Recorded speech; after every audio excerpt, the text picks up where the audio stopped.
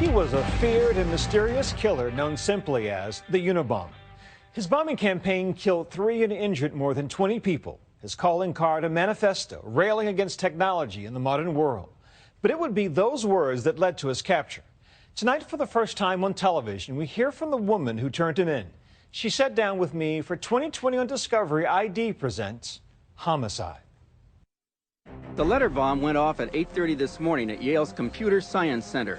He was the most wanted man in America, a cold-blooded bomber who killed and maimed. He eluded the FBI for 18 years, a ghost targeting universities and airlines. Thus the name, the Unabomber. There's been almost as much money spent on the Unabomber investigation as all serial murderers put together. He's that important. But in the end, his capture would all come down to this woman speaking out tonight in her first television interview. The longest FBI investigation in the history of our country. But how is it that you, a college professor, was the first to suspect Ted Kaczynski could be the Unabomber? The main reason, I think, is that the FBI began to release information. More on her in a moment. Nearly 30 years ago, there wasn't much information for the FBI to go on. That is until 1987, when computer store owner Gary Wright became the victim of the Unabomber's 12th bomb. As I drove into the rear parking lot, I noticed that there was a piece of wood. I went over to pick it up, I bent down, and I put my hand on the very end of it. And immediately, something happened. There was a big blast of pressure, and I was knocked about 20 feet backwards into the parking lot. What happened to your feet? When it went off, there was about 200 pieces of shrapnel that went through my body at various points. But just before Wright arrived, I found out that my secretary had been looking out this window right here, and she saw somebody kneeling down, pulled something out of a bag, and set it on the ground, and they were looking face to face about 4 feet apart from one another. Now investigators were able to derive the first police sketches of the elusive killer, a mustached man, apparently in his late 20s. We think we're looking for a white male with a high school education. He might even appear to be a very nice guy with no apparent predisposition to violence.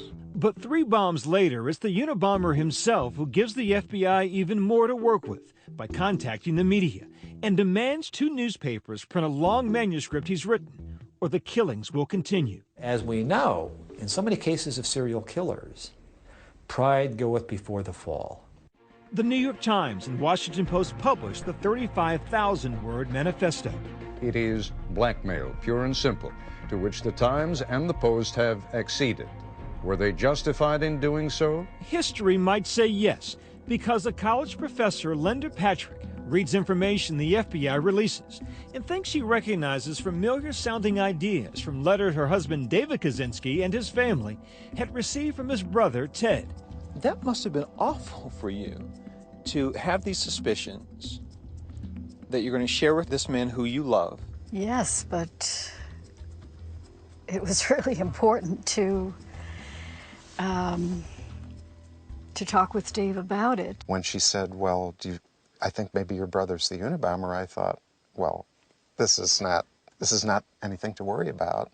Ted's never been violent. I've never seen him violent. Linda's suspicions kept growing. They had posted the first few pages of the manifesto on the screen computer in the lobby of the library. So Dave went with me, and then as Dave read the first page, I was sitting at his side and his jaw dropped. I thought I was going to read the first page of this, turn to Linda and say, see, I told you so. But on an emotional level, it just sounded like my brother's voice. David's older brother Ted had once had a promising future. He'd gone to Harvard at 16, earned a Ph.D. in math at the University of Michigan. But it's when Ted Kaczynski is a math professor at UC Berkeley that he gives up on mainstream society. He builds himself a small cabin in Montana and retreats from the world. He began to write very hostile, angry, resentful letters to our parents. I had a hard time understanding where the resentment came from. David and the family had long suspected Ted suffered from some kind of mental illness. But until now, David says, they had been in denial. How long do you think he was challenged with mental illness? It's pretty clear that by the time he was a graduate student at the University of Michigan, he was suffering from some pretty serious delusions. The family makes the wrenching decision to contact the FBI. Thought about the families that were bombed. There was one in which the package arrived to the man's home and his little 2-year-old daughter was there. She was almost in the room when he opened the package. Luckily, she left and his wife left, and then he died. And there were others. So I spent those days thinking about those people. On April 3rd, 1996, a 9-man SWAT team apprehended Ted Kaczynski in his cabin in Lincoln, Montana. They find containers with bomb materials, paneling nails, notebooks, containing almost 40,000 pages of writings, the typewriter in which he typed his manifesto. The FBI has arrested a man in Lincoln, Montana. Ted, are you the Unabomber? The three of us were sitting together, Linda, myself, and my mother, watching the arrest of my brother on TV. I've never seen a street person that looked worse off than Ted looked at that moment. His clothes were tattered. Apparently he had not bathed in weeks or months. I'm still sort of haunted by the look on his face. Kaczynski goes on trial in Sacramento, California, January 1998. It's clear the key issue in the trial would not be Ted Kaczynski's guilt, but his sanity, and whether he would be spared the death penalty. My major argument against the death penalty for my brother is the fact that he's diagnosed with a serious mental illness, paranoid schizophrenia. Ted Kaczynski pleaded guilty to murder in exchange for life in prison. I would like to say that our reaction to today's plea agreement is one of deep relief. Most important, my mother and I wish to reiterate to the surviving victims our deep sorrow and regret, to express our wish to reach out to you in whatever way possible.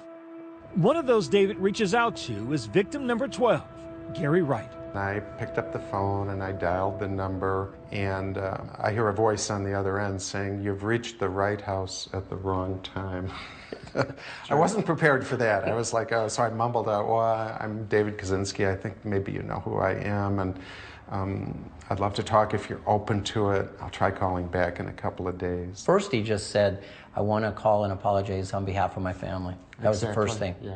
I said, "Well, you know, David, I have to tell you something that everybody has people in their family they probably want to apologize for, and it may not be at the same level, but I know people want to apologize for me, and you really don't need to carry this. That's not your responsibility." What a gift. Right. It was like a gift. And in ensuing years, David and the man his brother tried to murder are crisscrossing the country, speaking out against the death penalty, advocating instead for reconciliation, mercy, grace. I think on some level, whether we recognize it or not in ourselves, there is this hunger for reconciliation, that, you know, violence not be the last word. I don't know if Linda understands how grateful I am to her. Linda saved lives. She saved our family's honor and self-respect, and ultimately perhaps contributed to saving Ted's life too. The series 2020 Homicide airs on Discovery ID.